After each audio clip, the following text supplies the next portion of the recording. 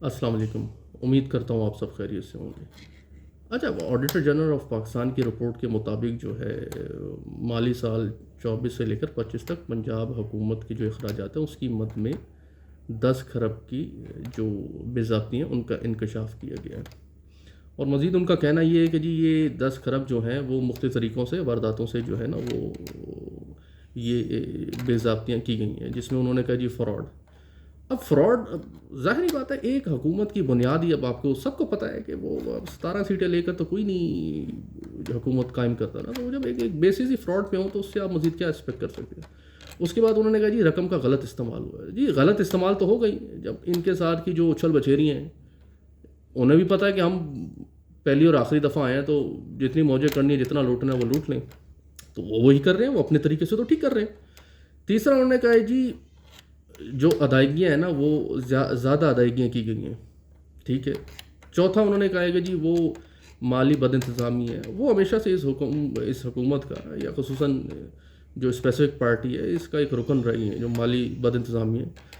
پانچواں انہوں نے کہا ہے کہ جی وہ جو کنسالیڈیٹ فنڈز ہیں ان کی وصولیاں جو ہیں وہ غیر مجازی طور پہ کمرشل بینک میں رکھی گئی ہیں، جبکہ وہ صوبائی خزانے میں رکھنی چاہیے تھی. اور اس کے بعد ہیومن ریسورس کے معاملات بھی ہیں. ظاہر بات ہے میرٹ پہ تو بھرتیاں ہوتی نہیں ہیں، آپ کو پتہ ہی ہے کہ یہ زیادہ تر لوگ اپنے لوگوں کو نوازتے ہیں، تو میرٹ کا تو نام ہی کچھ نہیں ہے. اس کے علاوہ مزید انہوں نے کہا کہ جی ہر قسم کی بد انتظامی ہے آپ کی جو پنجاب گورنمنٹ کے جتنے بھی ادارے ہیں ان میں ہر قسم کی بد انتظامی ہے. نہ کہ وہ کہہ رہے ہیں کہ جی تنخواہوں کا انتظام بہتر ہے، نظام بہتر ہے، نہ اثاثوں کا معاملات ہیں بہتر ہیں، نہ نظم و ضبط ہے، نہ معاہداتی جو معاہدے کرتے ہیں اس کے معاملات بہتر ہیں، نہ بجٹ کی کوئی پراپر منصوبہ بندی کی جاتی ہے یا پلاننگ کی جاتی ہے.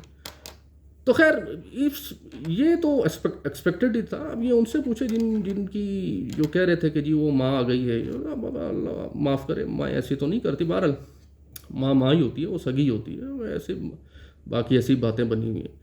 تو بہرحال بات یہ ہے کہ جی ان کی کریڈیبلٹی یہی تھی اور یہی کچھ ہونا تھا. ایک جو ہے وہ ہماری جو ماشاء اللہ سی ایم ہے یہ شاید اپنا گھر نہ چلا سکے بہرحال، تو یہ ان کو اپنے صوبہ دے دی، وہ صوبہ کس طرح چلائیں گی.